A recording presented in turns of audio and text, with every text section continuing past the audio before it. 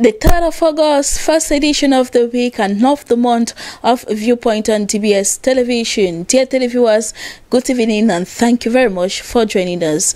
Today we are going to be talking about issues concerning the management of COVID-19, issues concerning electricity supply in Cameroon and lots more, so stay tuned. With us we are having Kimbang Vitalis. He is not new, he has been here several times and he is back again. He is a civil society activist, and we are having Mange Venashus. Good evening to you, Kimbang Vitalis, and thank you for coming again. Good evening, Vanessa. Good evening to televiewers. It's my pleasure being here once more. Mange Venashus, good evening and welcome. Good evening, Vanessa, and good evening to our viewers. Let us take the first part of the show, that is the yes/no question and answer.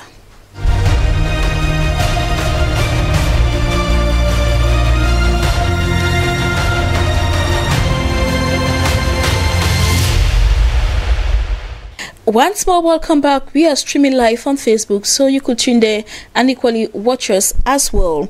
First question: compound burial being discouraged in Limbe. Is this act logical for the inhabitants? I begin with you, Vitalis. Yes, very logical. Yes, Mange Venashus. No, Vanessa. No, it is not. Question 2. In 5 months, Cameroon has spent close to 22 billion francs fighting COVID-19 pandemic. Is this another fertile area of embezzlement? Vitalis? No. It is not. Venashus? Yes, Vanessa. Yes, it is. And our last question for tonight: is another energy supplier needed in Cameroon, or are Cameroonians satisfied with INEO? Mange Venashus. I think we need another. We need another. I hold the same point. We need another. That is yes. Coming up next, let us take the debate.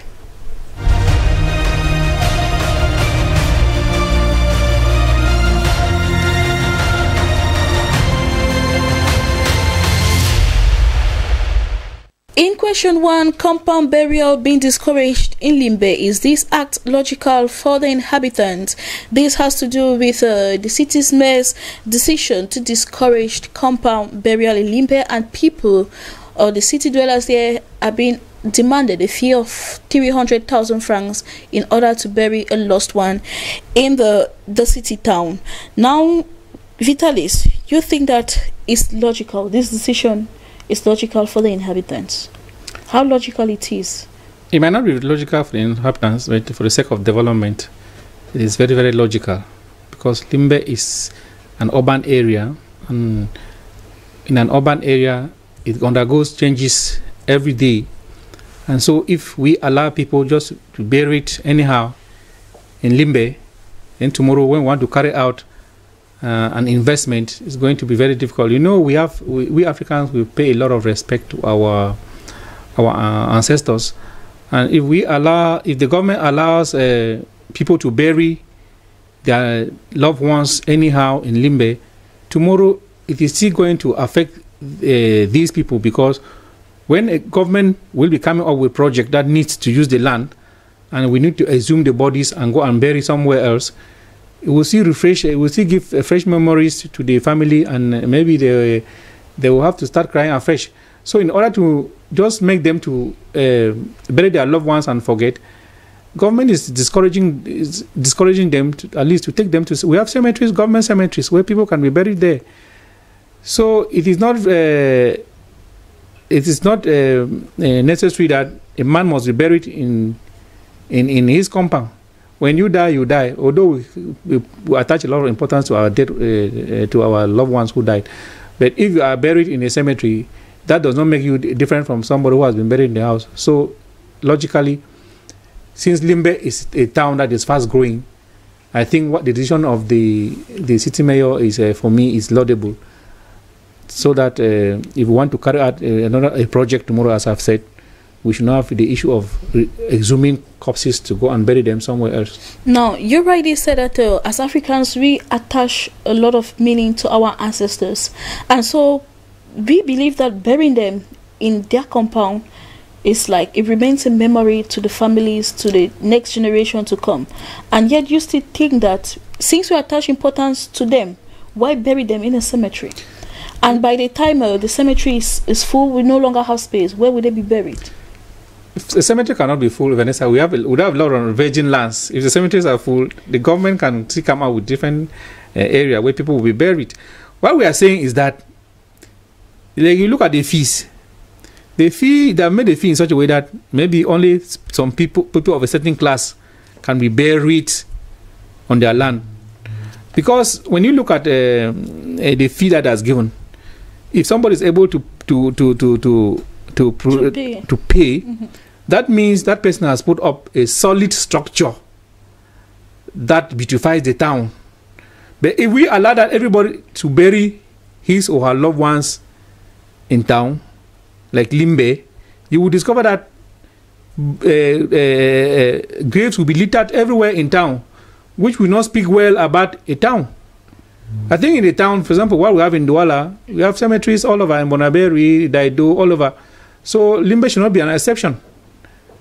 That's what I think.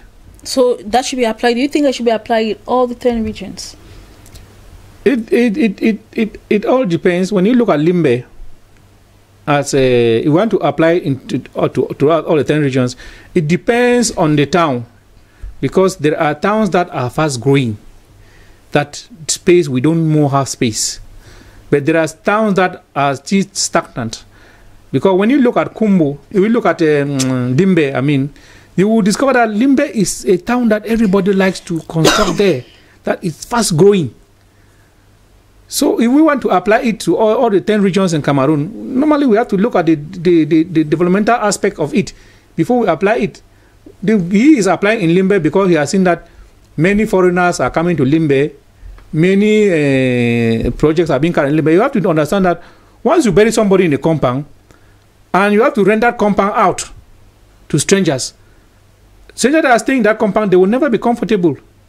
They can never be comfortable in that compound because they will, that fear of ghost will always be with them.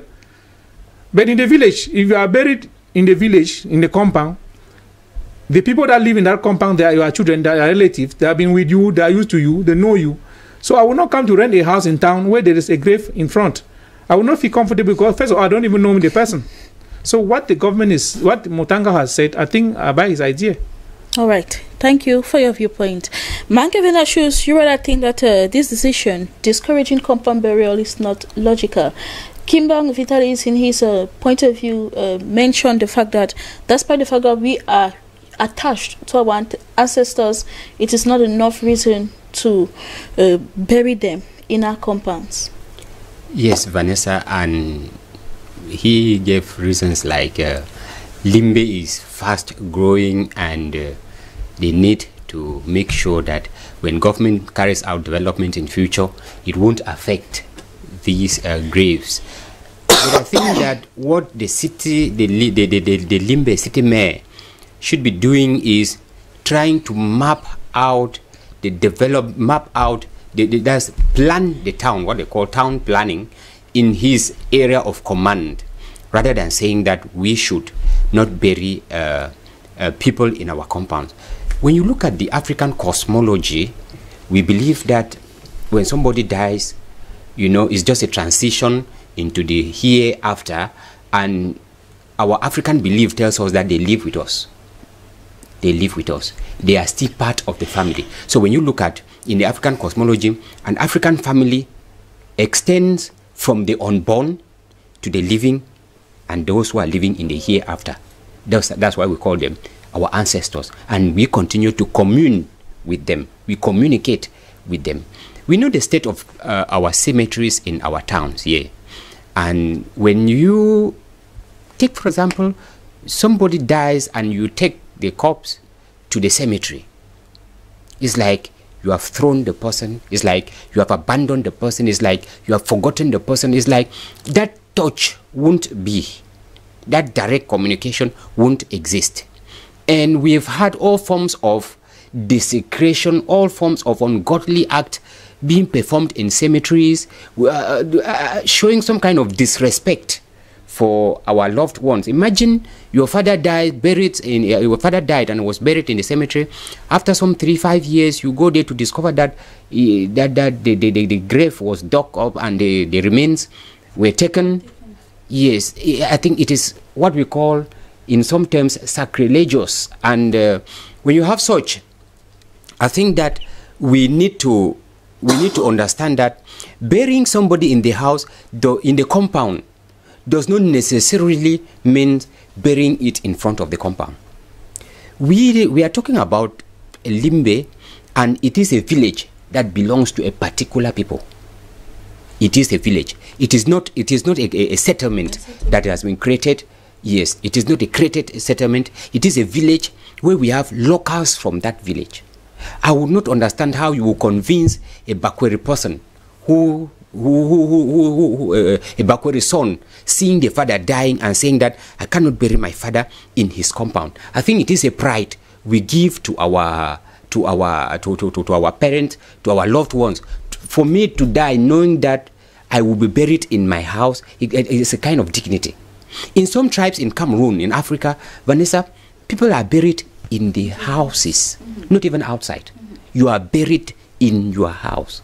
I think that gives you that intimacy between the living and the dead. So when the Lord Mayor, when the city mayor comes up with this idea of raising that tax right up to 300,000 francs so as to discourage compound burial, I rather think that he should go about sensitizing the people, educating the people to know that, let us know how we handle this burial process. Let us know where we dispose of this, of the corpses of our brothers, so that we keep that face, you know, that township face of the town. I don't understand what that means, but then what I mean here is, I don't think there is a town, there is any other human person who does not understand that when people die, they bury.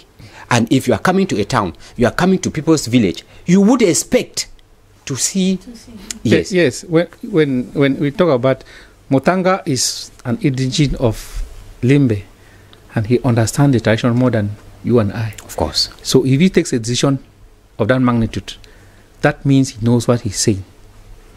Because if it was the Dio, who is a foreigner that has come there to take that decision, I would differ with him. But Mutanga is an elite, a son of the soil, who who understands. He has grown there. He understands the tradition more than you and I, and so he knows what he's doing.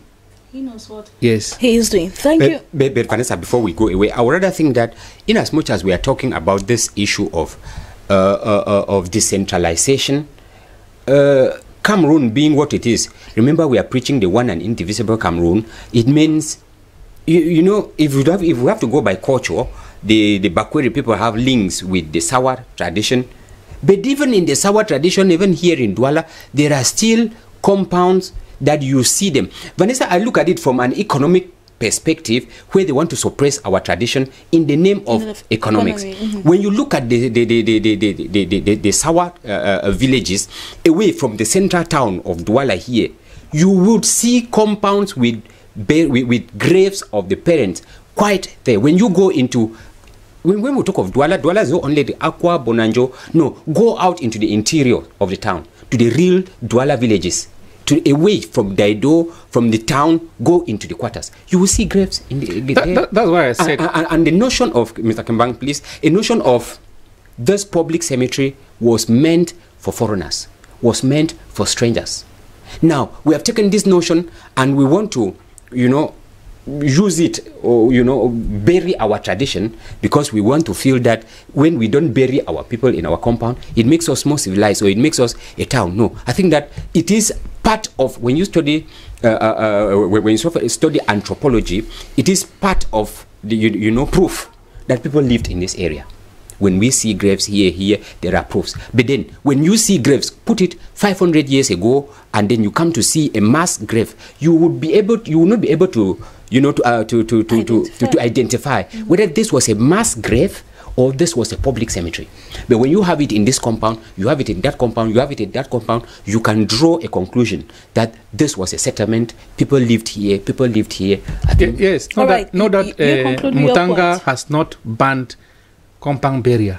Yes, but when he just wants to regulate. He's saying he wants to discourage it in all way, one way or the other. And for you to do that, you need to pay a fee of 300,000. That is why he raises that fee. That is to bring an order into the system, because there's no system that once a town is metamorphosing into a bigger town, there must be consequences of that development, and those are part of the inconveniences that those who live in that town must face. And you think the consequences should tamper on the tradition of the people? It doesn't tamper on the tradition of the people, because as I earlier said, Motanga is from Limbe, and he understands the tradition more than myself, so I cannot argue the Bakwe tradition more than Motanga. All right. Thank you very much, gentlemen, for your viewpoint. Question 2. In 5 months, Cameroon has spent close to 22 billion francs fighting COVID-19 pandemic. Is this another fertile area of embezzlement? Vitalis, you think that it is no ground for embezzlement? No, it's no ground for embezzlement. We all know what is happening. Some medias are reporting, newspapers are talking about it, and here we are to discuss about it. You don't think that it's still another ground for embezzlement? The minister has given his expenditure, and that is what he has said. They have produced face masks, they have produced other preventive materials. If people refuse to use them, they cannot blame the minister, because everything government has been doing, everything. We have seen where they have put isolation houses in centers, in Douala, in Yaoundé, all those things. The entire cost.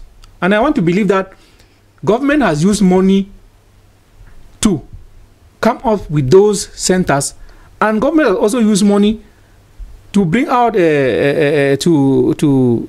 to buy face masks, all the things that we have been seeing. We have been seeing trucks of vehicles dispatching things into northwest, south, all over. So what the minister has said, I cannot dispute with him. He is the head of the commission, and he knows what he is doing. But if you look at from a layman's point of view, from your own eyes, and you hear the amount, you think that no, this amount is too much. But for me, I think that even here in order, before Cameroon came up with this amount, other countries have even spent more than us. So it should not be like anything in Cameroon. But do we get this infighting in those countries about concerning the management of COVID-19? Some government officials have been accused of not handling the pandemic properly. But here in Cameroon, we are talking of embezzling the funds to handle the pandemic. The Prime Minister merely ordered an investigation into the amount that has been used. He didn't say, he has not concluded the investigation yet. When he shall come out with the conclusions, that's when we will know whether the money has been embezzled or not.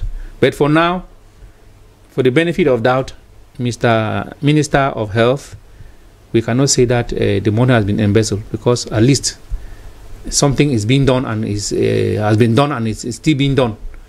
All right. Mangevenashus, you are for the fact that it is being mismanaged and it's a fertile ground for embezzlement. It is not a fact that it is being mismanaged, Vanessa. It is the fact that when we get the way it is very obvious, like Mr. Kambang is saying, we could have as well used double the amount that the minister gave. They are talking about bordering between 22, 23 billion in 5 months. We would have used even 100 billion to fight the pandemic, because human lives, we are talking about more than 300 human lives that we have lost in this pandemic. We cannot buy them given that amount. But the worry here comes when the minister gives this amount, and the way the amount is used, it becomes a problem. Mr. Kambang is talking of dispatching face masks, sending trucks of items, creating the centers, the COVID-19 centers. That is a fact. Remember, Camerooners participated in funding this COVID-19 fund, and they would expect that a judicious management be given. Vanessa, when we talk of being another fertile ground for embezzlement, it is just like an example with what we had with the construction of the AFCON 2019 infrastructure, where somebody boldly told Cameroonians that one bag of cement cost 16,000 francs, and nothing happened. Now, it is not only the Ministry of Public Health. It's true, we have set up isolation centers across the country. We have been, equipping these centers. It is not only the Ministry of Public Health in Cameroon that is involved in the fight of this pandemic. There are individuals, private hospitals, organizations that are buying this COVID-19 kits. And the cost would not be different for Cameroon government and be different for individuals. We take, for example, these thermoflash cameras. When the minister gave his own price that was bought, people could not see it in line with what people have been buying. Mm-hmm. Then people start to raise questions. When you look at the head of state, besides this COVID-19 Solidarity Fund, was carrying out his own individual, assistance, where he brought out about 2 billion francs. I think over the last 2 years, 2 billion francs. And the Minister of Territorial Administration has been dispatching face masks to various sectors of the economy, commercial bike riders, other area, health sector. We get him sending buckets, savon, all these. That was the head of state. That is not part of the COVID-19 fund. Mm-hmm. But then, what has the minister done with the money? Cameroonians are unable to see. They say in English, there can be no smoke without fire. If there is smoke, there is fire somewhere. If the Prime Minister came up asking for a prop into the management of the fund, it means there is something somewhere. And the minister has been unable to justify, from the very moment that the SDF member of parliament brought out this issue, the minister has been uncomfortable. Even on newspapers, you find him trying to justify how the money has been used.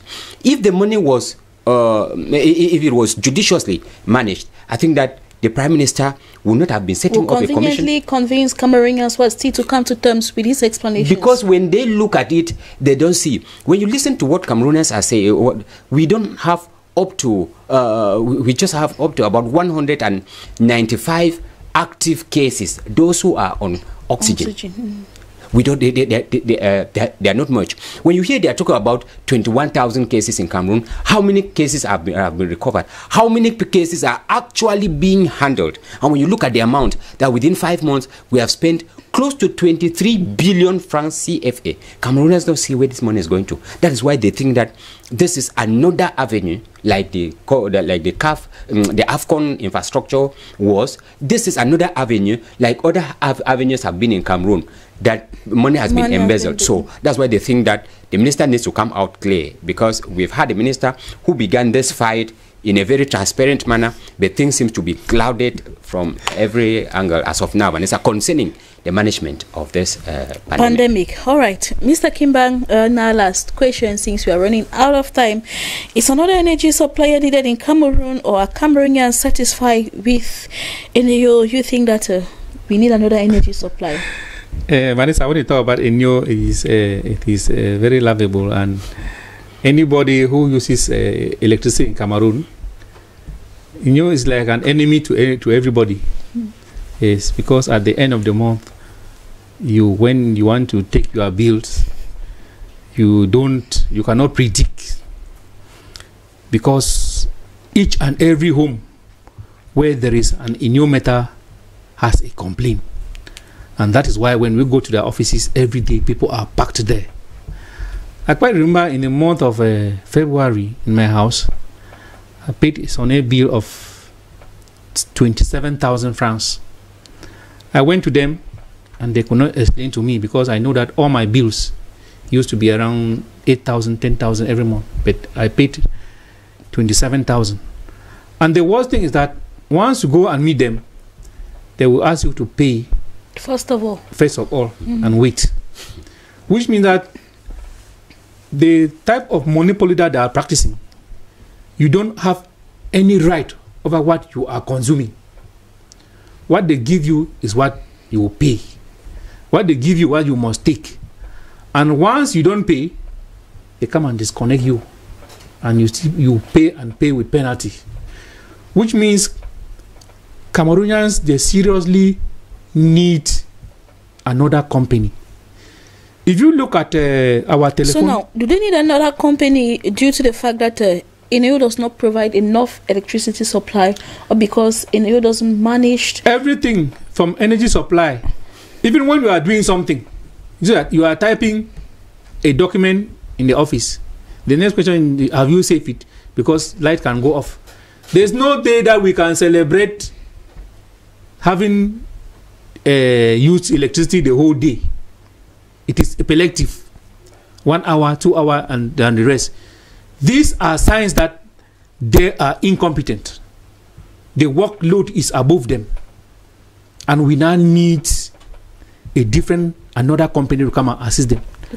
Just like we have other mobile telephone networks. You know, when it used to be, in those days we call it mobilis. The bills were very high. But now with the coming of other telecommunication companies, you see every day they are beckoning you with messages. There's a lot of competition. Yeah, there's a lot of competition. Trying to satisfy the client as much as But with Eneo, they don't need to even advertise anything. They don't even need to beg you, because you are the one running after them. And you don't have a choice. One day you don't pay. Once you are not satisfied with the services, it is you are look out. Nobody cares. They come and disconnect it. And you go and you do. As if that is not enough, you still pay with penalties. So once you have a problem, it is your problem. They don't listen. You are not. They say the customer is a king, but I don't think Eneo. I think the customers of Eneo, they are slaves, because you as the king, you don't have the right over what you are consuming, over the money you are being paid to them. Which means that seriously, Vanessa, we need another company in this country. All right, Mangavinashus, you are sharing the same point of view. Is it probable that if we have another company, competition will be stiff, and Eneo will have to improve in their supply of electricity to consumers? Of course, Vanessa, a simple economics tells us that the disadvantage, one of the disadvantages of monopoly is that they supply at cutthroat prices. Once they give to you, you have no option, because there is nothing you can do.